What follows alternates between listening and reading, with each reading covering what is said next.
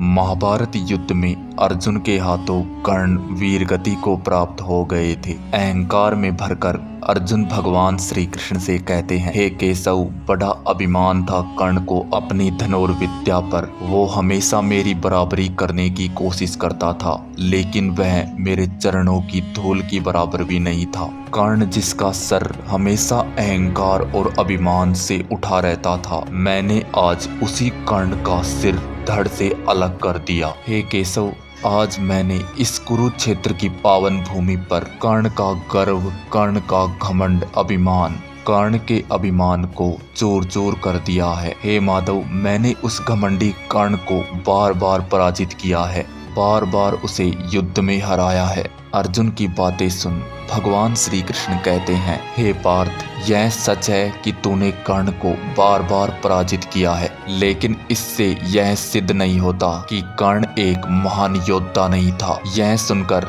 अर्जुन ने कहा, हे केशव, क्या आप यह कहना चाहते हैं कि मैं एक श्रेष्ठ योद्धा नहीं हूँ, एक सर्वश्रेष्ठ धनुर्धर नहीं हूँ? फिर भगवान श्री कृष्ण ने कहा, पार्थ, पितामह भीष्म तुम्हारे ही तो बाणों से छल्ले हुए थे ना, तो फिर क्या तुम पितामह भीष्म से श्रेष्ठ योद्धा हो? अर्जुन ने कहा, नहीं केशव, मैं पितामह भीष्म से कभी भी श्रेष्ठ योद्धा नहीं हो सकता, लेकिन कर्ण से श्रेष्ठ अवश्य हूँ। युद्ध भूमि में आप भी थे केशव। मैं जब बाण चलाता था, मेरे बाण के प्रहार से कर्ण का रथ 10 कदम पीछे हट जाता था, और कर्ण जब बाण चलाता था तो उसके बाणों से मेरा रथ 2 कदम पीछे हटता था। हे भगवान, बाणों के प्रहार में इतना अंतर क्या यह सिद्ध नहीं करता कि मैं ही एक सर्वश्रेष्ठ धनुर्धर हूँ? इस पर भगवान श्री कृष्ण ने कहा, पार्थ, तुम तो मुझे जानते हो कि मैं त्रिलोकीनाथ हूँ, तो फिर जिस रथ पर मैं तीनों लोगों का भार लेकर बैठा था, तो फिर इस रथ को कोई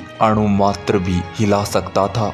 कर्ण जब युद्ध में तुम्हारे रथ को 2 कदम पीछे हटा देता था और तुम कर्ण के रथ को 10 कदम पीछे हटा देते थे, तो पार्थ, तुम ही निर्णय लो किसके बाणों में अधिक शक्ति थी। श्री कृष्ण की बातें सुनकर अर्जुन सोच में पड़ गए, और फिर भगवान श्री कृष्ण आगे कहते हैं, हे पार्थ, कर्ण का वध तूने नहीं किया, यह तो भगवान परशुराम के श्राप ने किया था। कर्ण ने हैरान होकर पूछा, क्या भगवान परशुराम ने कर्ण को श्राप दिया था? भगवान श्री कृष्ण ने कहा, हे पार्थ, जब कर्ण को द्रोणाचार्य ने शिक्षा देने से मना कर दिया था, तब कर्ण शिक्षा ग्रहण करने भगवान परशुराम के पास गए, लेकिन कर्ण के लिए समस्या यह थी कि भगवान परशुराम ब्राह्मण कुमारों को ही शिक्षा देते थे, और कर्ण ब्राह्मण का वेश धारण कर भगवान परशुराम की सेवा में उपस्थित हुए। यह सुनकर अर्जुन ने कहा, हे केशव, अस्त्र विद्या के प्रलोभन में आकर कर्ण को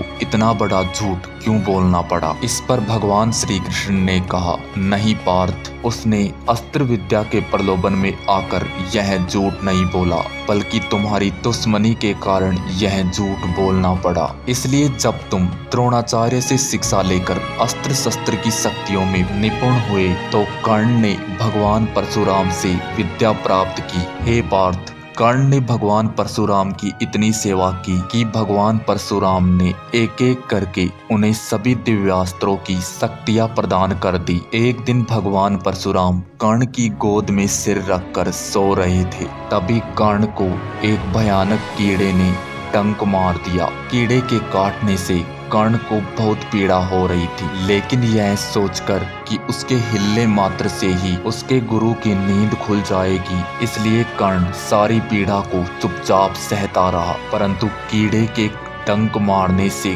कर्ण के शरीर में घाव हो गया था, और उस घाव से खून निकलने लगा। जब परशुराम की उस खून के स्पर्श से नींद खुली, भगवान परशुराम की नींद खुलते ही कर्ण ने उस कीड़े को मार दिया। भगवान परशुराम ने कर्ण से कहा, कर्ण, तुमने मुझे धोखा दिया है, तुम एक ब्राह्मण नहीं हो, अवश्य ही तुम किसी उच्च राजवंश परिवार से हो, तुम एक क्षत्रिय हो। कर्ण रोते हुए भगवान परशुराम से बोले, मुझे माफ कर दीजिए गुरुदेव, मैं एक सूत पुत्र हूँ। हे गुरुदेव, आपसे शस्त्र विद्या सीखने के लिए मैंने झूठ का सहारा लिया था, क्योंकि आप ब्राह्मणों के अतिरिक्त किसी और को शिक्षा नहीं देते। मैं क्या करता गुरुदेव, मैं विवश था। भगवान परशुराम ने कर्ण से कहा, झूठ बोलकर दी गई विद्या कभी काम नहीं आती कर्ण, इसलिए मैं तुम्हें श्राप देता हूँ कि जब तुम्हें मेरी दी हुई विद्या की अत्यंत आवश्यकता होगी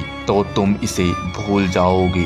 अब भगवान श्री कृष्ण ने अर्जुन से आगे कहा, हे पार्थ, कर्ण को तुमने नहीं बल्कि भगवान परशुराम के श्राप ने मारा है। और सबसे बड़ा रहस्य तो यह है कि ये युद्ध जो कर्ण के जीवन का सबसे बड़ा युद्ध था, उसने इस युद्ध को जानबूझकर हारा है। और सबसे बड़ा रहस्य तो यह है कि ये युद्ध जो कर्ण के जीवन का सबसे बड़ा युद्ध था, उसने इस युद्ध को जानबूझकर हारा है। इस पर अर्जुन ने भगवान श्री कृष्ण से पूछा, यह कैसे हो सकता है माधव? हाँ पार्थ, तुम यह नहीं जानते, जब कर्ण कौरवों के सेनापति बने तो मैं उनसे मिलने उनके शिविर में गया। मैंने उसे अधर्म का साथ छोड़कर पांडवों की ओर से लड़ने का निमंत्रण दिया था, लेकिन कर्ण ने कहा, भले ही दुर्योधन अधर्मी हो लेकिन वह मेरा मित्र है और दुर्योधन से मित्रता निभाना उसका प्रथम कर्तव्य है, इसलिए वह उसी की ओर से युद्ध लड़कर प्राण त्याग देगा। और वहीं कर्ण ने किया भी, अधर्म का साथ देकर अपने प्राणों को त्याग दिया और धर्म की जीत होने दी। हे पार्थ, तुमने कभी कर्ण को समझा ही नहीं, तुमने कभी कर्ण के अंतर में झांक कर देखा ही नहीं। कर्ण जैसे योद्धा, कर्ण जैसे दानवीर कभी कभार ही इस धरती पर जन्म लेते हैं। हे पार्थ, जब भी तुम्हें कर्ण के पूर्ण सत्य के बारे में पता चलेगा तो कर्ण को तुम धरती पर सिर रखकर प्रणाम करोगे। तो दोस्तों, इस वीडियो में बस इतना ही। मिलते हैं एक और नई वीडियो में, तब तक आप अपना ख्याल रखें। वीडियो को लाइक, चैनल को सब्सक्राइब अवश्य करें।